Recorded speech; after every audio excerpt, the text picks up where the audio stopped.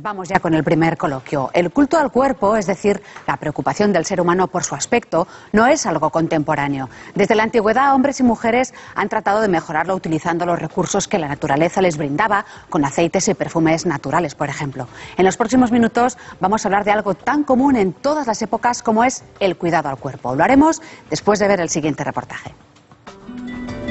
Este espacio insinúa cómo era el ambiente y la decoración en unos baños públicos de la antigua Roma. Es la puerta de entrada a la exposición Historias de Tocador, que se puede visitar en el Museo de Arqueología de Cataluña hasta el 17 de junio. Es una invitación a viajar en el tiempo y a conocer cómo era el concepto de belleza en la antigüedad. ¿Qué pasaba en la antigüedad, sobre todo en Grecia? Que la belleza estaba muy relacionada con lo divino. No era solo una cualidad física, sino que era una cualidad también moral, ¿no? Lo bueno también era bello, por eso los héroes, los dioses eran perfectos. ¿Qué pasa en la época romana? Que en la época romana cambiamos. Ya no es tanto la belleza idílica, sino que es un concepto más terrenal. Se convierte más en el arte del engaño, de disimular, ¿no? De querer ser, de querer aparentar algo que no somos, retocándote, peinándote.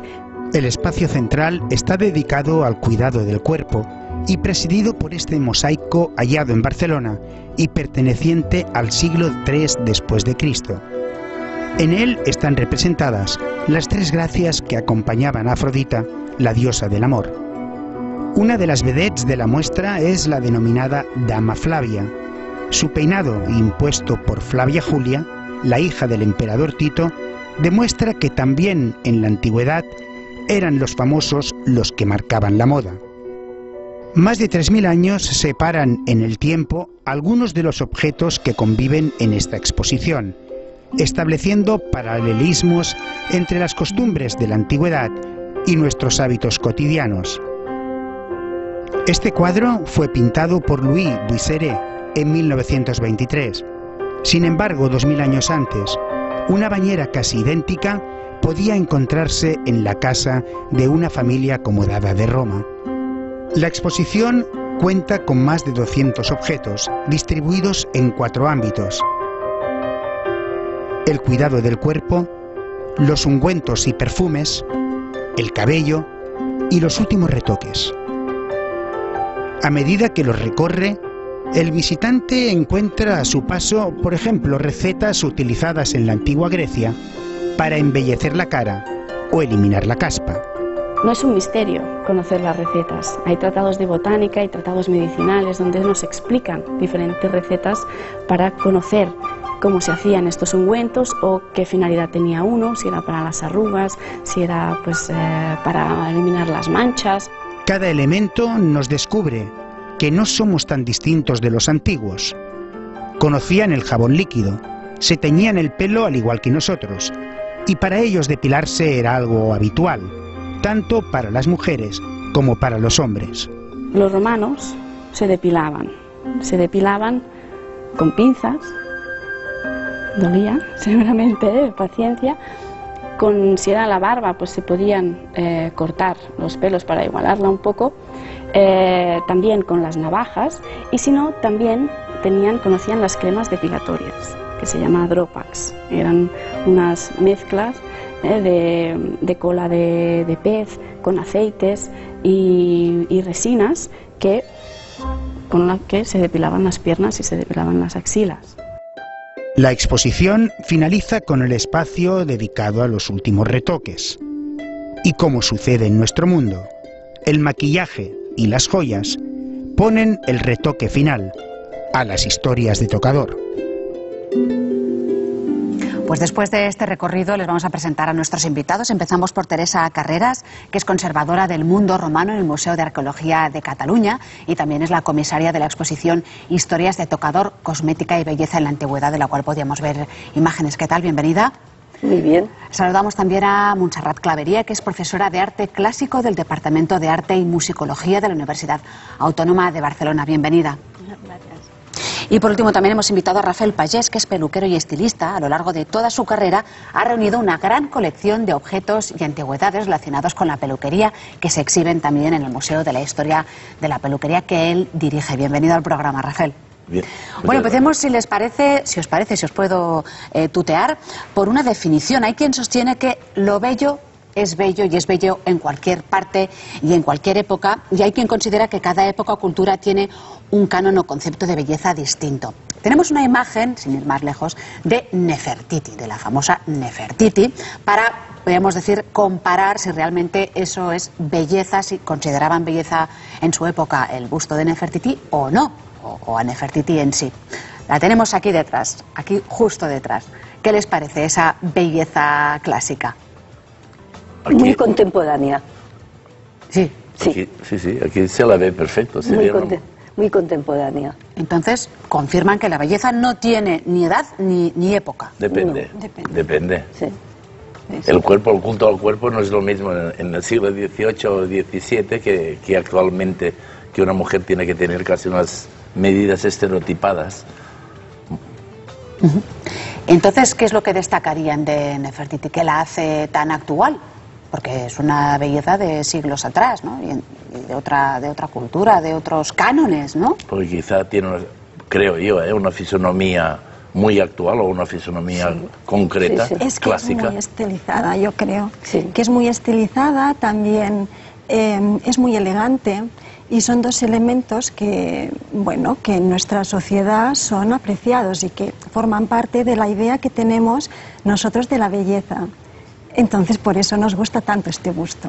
Que ha trascendido ni más ni menos que en 3000 años, ese concepto. Bueno, es un gusto coincidente. Exacto. Seguramente en el Renacimiento igual no la encontraban tan bella.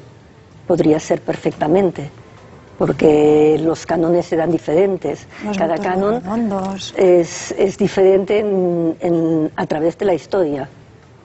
Volvamos a la evolución, a cómo se arreglaba, entre comillas, antes la gente y cómo lo hace ahora, ¿no? Pues nos imaginamos hoy una toilette o un aseo incluye una ducha o un baño, un cepillado de dientes, un peinado, un afeitado en el caso de los hombres, maquillaje. ¿Es más o menos la misma toilette de siglos atrás o como hacían los romanos, por ejemplo, en la antigua Roma o la Grecia clásica? Yo creo que depende, que conteste Teresa, que quizás es la más apropiada, pero yo creo que la higiene no era exactamente igual como ahora, era de una clase, digamos, poderosa. No creo que el pueblo raso se duchara cada día, se cepillase los dientes. Tampoco se hacía esto a principios del siglo pasado. Tampoco se hacía, sin por lo tanto, ¿no? Sin ir más lejos, exactamente. Sí, cambia. Entonces había unas clases sociales como en todos los sitios, y de la misma manera que hace años pues la gente se bañaba pues una vez a la semana, pues los romanos lo hacían una vez a la semana o cada 9 días, que se dice. Entonces diríamos que depende muchísimo del estatus, de la costumbre, depende de muchísimas cosas, pero que yo no lo veo en absoluto dispar de lo que somos nosotros ahora, hoy en día. Claro, no había electricidad naturalmente, o sea que todo te lo tenías que hacer tú, pero de hecho la tecnología normal era la misma. Viendo esas imágenes de esos bustos, de esos peinados, uno puede encontrar ahí belleza, ¿no? Pero en ese caso era una belleza mucho más rudimentaria o también tenía su valor y su mérito, como decía Teresa, por ejemplo, Rafael. Yo creo que tenía el mismo valor y creo que provocaba la atracción de una mujer hacia un hombre o viceversa. Siempre estamos hablando de unas clases pudientes. Y el peinado podía ser tan sofisticado como lo son ahora, excepto, lo único que ha cambiado, excepto el corte. O sea, el corte de cabello sí que ha marcado una pauta desde el siglo, hace aproximadamente, desde el siglo XX. Porque antes el corte no tenía casi importancia, era simplemente hacer el pelo un poquitín más largo, más corto, quizá escalado. Pero en estas épocas el corte, como llevas tú misma, quiero decir, no tenía ningún valor. Ahora Quizás el peinado sí. ¿Se consideraba quizás de castas inferiores o alguien que le había ocurrido alguna cosa? No era símbolo de nada, ¿no? Creo que no se lo habían propuesto nunca. En cambio se proponían hacer trenzas, hacer rizos. Habían tenacillas, no era el babilis de ahora, pero una tenacilla calentada al fuego y que con esto rizaban. También tengamos en cuenta que hablamos Roma, Grecia, Egipto. Era África casi. Era pelo mediterráneo. La mujer en general Era una mujer llenita, con bastante busto y especialmente, a lo que me atañe a mí, pelo rizado. O sea, entonces podríamos sentar aquí cómo era Cleopatra, nada que ver cómo la ha presentado al cine. No era una mujer atractiva, no era una mujer con el pelo liso. ¿No era atractiva? No. Lo que era una mujer que tenía un poder de atracción hacia el hombre y lo aprovechaba en una época que quizá la moral no era victoriana, pero casi. Pero ella, por su estatus, quizás se podía saltar todo a la torera. Yo no sé vosotras como historiadoras. Era absolutamente moderna, esto es cierto. El hecho de su belleza no es la belleza de Nefertiti ni de lejos tampoco. Y lo que sí que es cierto es que también, como decía Rafael, el tipo era el tipo latino, por decirlo de alguna forma, que hoy conocemos. Pues el norteafricano también lo era. De piel oscura, ¿no? Sí, bueno, Cleopatra. Tenemos una serie de retratos, muy poquitos, pero que se la presenta siempre con el pelo muy recogido hacia atrás, con un nodus, que es un moño, encima de la nuca, y por tanto lleva el pelo tan arrapado que la verdad es que para nosotros realmente no es el canon de belleza que nos guste, ¿no? Lo curioso es que trascienda, habiendo tan pocas imágenes, ¿no?, de Cleopatra, que trascienda su belleza y que se haya ido distorsionando a lo largo de los años. Bueno, yo creo que es que la película de Cleopatra realmente caló muy hondo en la sociedad de los años en que se pasó. Empezaron a llamarse las melenas rectas como llevas tú. Exactamente, a raíz. La melena Cleopatra, cuando Cleopatra no podía ni soñarlo, ni se lo podía hacer. No se lo podía Eran hacer. todo trenzas que, pues sí podían acabar en recto, pero era todo trenzada de arriba abajo, porque era un pelo rizado. Y que tampoco se lo lavaba cada día, porque estas trenzas todavía hoy duran días y días y días sin casi lavarlas. En el caso de la belleza y la evolución de la belleza, igual que estamos equivocados con Cleopatra, ¿con qué otras cosas estamos equivocados, ¿no?, en conceptos, Montserrat? En conceptos de belleza. Masculina y femenina. Bueno, no sé. En la interpretación de la belleza antigua, pues, bueno, no sé qué decirte, igual Teresa. El cuerpo especialmente. ¿El cuerpo? Claro. Tenemos Son Rubens, lo decíamos antes, ¿no? A un Botero, que la belleza para ellos ha sido una mujer oronda, entrada en kilos. En el caso de la mujer. En caso de la mujer. Porque en el caso del hombre... El hombre siempre ha sido un accesorio de la mujer, digamos lo que digamos. Sí. En la antigüedad el hombre lo querían atlético, lo querían con buen tipo, musculado, como si fuera hoy en día también un metrosexual, digámoslo así. Grecia y Roma, ¿no? En Grecia, básicamente en Grecia. Sí. Sí, básicamente en Grecia. Entonces poco ha cambiado, ¿no? No, por eso, sí. ¿Qué más curiosidades podríamos destacar, por ejemplo, a la hora del aseo, ¿no? Como podíamos decir antes, se daba mucha importancia al pelo, ¿no? Que era pelo largo, era pelo afro. Entonces, ¿cómo ha ido esta evolución? ¿Cómo ha ido cambiando? No, pero allí también empezaron los postizos y las extensiones. Pero se ha occidentalizado más, ¿no? ¿Cuándo empezó a clarearse la piel? ¿Cuándo empezó a evolucionar? También son modas. Por ejemplo, en el mundo romano y también en Grecia, el tener la piel oscura era símbolo de baja clase social. Payés, agricultor, una cosa que se tenía que evitar de todas, sobre todo para las mujeres. Las mujeres tenían que tener el cutis blanco, bien blanco, y se cubrían siempre la cara, procuraban que no les diera nunca el sol, y luego cuando se maquillaban, pues se ponían una base de color blanco en la piel, encima de la cara, pues una que te alisaba la piel, y a más pues te daba el blanco, que era el blanco que se dice de plomo. ¿Blanco de plomo? Blanco de plomo, sí. Que totalmente tóxico. Totalmente. Sí. Para la piel. Sí, para dejarte la piel blanca y pulida para hacerte luego el resto del maquillaje. Por lo que se refiere a la peluquería, hablemos de la especialidad de Rafael. ¿Qué lugar tenían en la antigüedad las peluquerías? ¿Quizá no tenían un lugar físico o sí? Tenían un lugar que no debíamos haber perdido nunca, hasta el siglo XIX. A saber. Nunca. O sea, la peluquería tiene que volver a reivindicar para ser lo que fue. Era un nivel altísimo. Cuando Roma invadió, digo al revés, cuando Roma invadió a Grecia, las escuelas de artesanos, joyería, peletería, peluquería, estaban en Sicilia. Y los romanos, en vez de destruirlas, hicieron conservarlas. De allí empezaron a salir gente preparadísima hacia la Roma imperial o hacia cualquier punto que estaban establecidos. Y hubo incluso un personaje que ha pasado a la historia que se llamaba Ticinio Smena, que abrió su propio salón en la Roma imperial, pero un salón, yo tengo una estampa representándolo, pero además se erigió en representante de peluqueros o peluqueras en la Roma. Y entonces, claro, habían las escuelas que enseñaban a rizarles, a hacer las trenzas, a hacer recogidos, a posticería, que se utilizaba más de lo que la gente piensa y que nunca salieron a la peluquería. Pero también iban por las calles. También hacían la calle ellos. ¿Y en un carro? Sí, también a las señoras que vivían, o sea, que tenían una... estaban muy bien aposentadas, no tenían mucho dinero, entonces tenían, claro, los esclavos. Y de estos esclavos siempre había una ornatrix, que era la peluquera, que pasaba muchas horas peinando a la señora. Y había otras sirvientas que aprendían de esta ornatrix y que estaban siempre alerta para ayudarla, para aguantar el espejo, porque evidentemente no necesitaba poder ver a la señora reflejada en el espejo.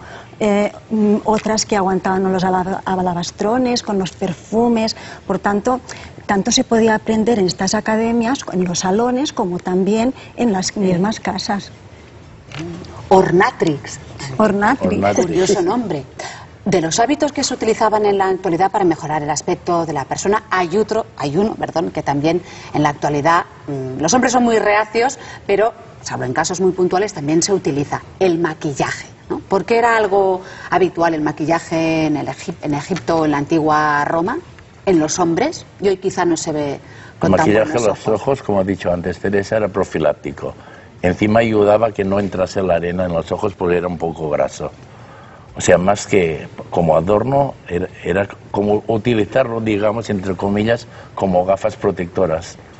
Sí, pero también era como un antiparásito. Se ponían un tipo de pigmento que repelía los parásitos, moscas, todo lo que volara y los piojos también, por ejemplo. Y entonces era una de las cosas más importantes también era esta, la reverberación de la luz, que según qué color escupía la luz, otros colores la traen, o sea que en cierta manera era más profiláctico que otra cosa.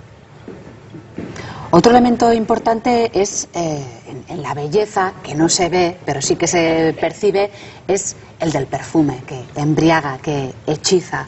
Quizá era más prevalente entonces que ahora, es otro de los temas que no ha cambiado. ¿Qué opinión les merece, por ejemplo, Montserrat? Bueno, el perfume en las altas capas sociales estaba muy presente, porque pensemos ya en un principio que una vez se bañaban, como utilizaban unas esponjas que rascaban mucho la piel, ya necesitaban hidratarse muchísimo esta piel. Entonces utilizaban unos ungüentos grasos que estaban perfumados. Entonces ya a partir de aquí el perfume ya formaba parte del arreglo personal. Y también había, que eso Rafael lo sabe muy bien, en Egipto, que se colocaban los copetes en el cabello, que era como un dispositivo que iba emitiendo los olores y hasta que no se gastaba todo el olor. ¿Lo llevaban ahí? Lo llevaban colocado y desprendían. Era un poco sucio, de todos modos. Sí, bueno, pero desprendían este olor. El copete lo llevaban aquí, era grasa pura, perfumada. Y entonces, como iban vestidas como iban, siempre el poder de la seducción de la mujer, se diga lo que se diga, se iba diluyendo con el calor que hacía en Egipto. Iba diluyendo y esta grasa bajaba por el cuerpo. ¿Y qué olores eran?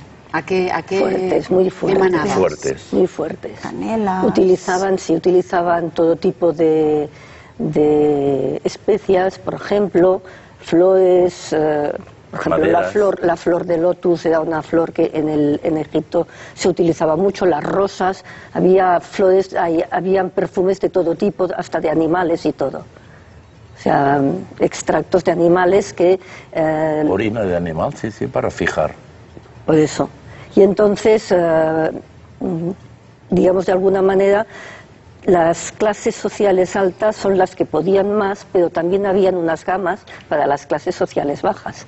Así como antes Racel nos comentaba que había mucha profesionalidad a la hora de hacer los peinados y que estaba muy bien considerado, en el caso de los perfumes también había mucha especialización, ¿no? Había auténticos alquimistas que sabían fórmulas y que era un bien preciado, ¿no?, para su comercio. Sí, que además eran secretos. O sea, normalmente guardaban las fórmulas en secreto. Y luego que cada uno hacía su librillo. O sea, que también era una cosa muy, muy ordenada, por decirlo de alguna manera. Lo que pasa que cada uno buscaba unos aromas, se pasaban las recetas, por decirlo de alguna manera, de padres a hijos. O sea, una cosa que era como una especie de clan. Vivían en zonas todos juntos más o menos y podían hacer luego también sus propios perfumes para el día a día y utilizarlo para diario, sencillamente. ¿Y se identificaba ese olor entonces con pues una normalmente familia? le daban al perfume el olor que predominaba, o sea, si era de rosa, pues era un perfume de rosas, entonces se le llamaba perfume de rosas. Luego habían unos que eran muy complejos y tenían nombres muy rimbombantes, el metodium, el megalium, el libovano. O sea, hay cosas que seguramente para ellos eran normales, para nosotros nos cuesta un poco. También cuesta mucho saber todos los ingredientes, porque hoy en día muchos no se pueden encontrar o no se pueden, por las fuentes, no se pueden cotejar, digámoslo así. Entonces muchas veces las fórmulas se nos escapan.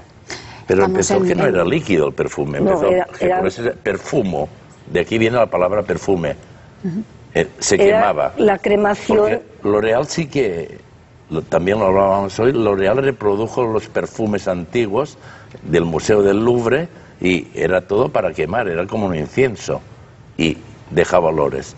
Luego sí que habían los copetes, había el perfume líquido o con aceite especialmente, pero empezó por fumo y perfumo, pues se encendía o se calentaba y iba destilando este olor. Bueno, nos hemos dado un paseo por la belleza en la antigüedad. No sé si quieren añadir alguna última opinión, algún último concepto. Yo creo que la belleza siempre ha sido un poquitín de magia y un poco de seducción y creo que continúa siendo lo mismo.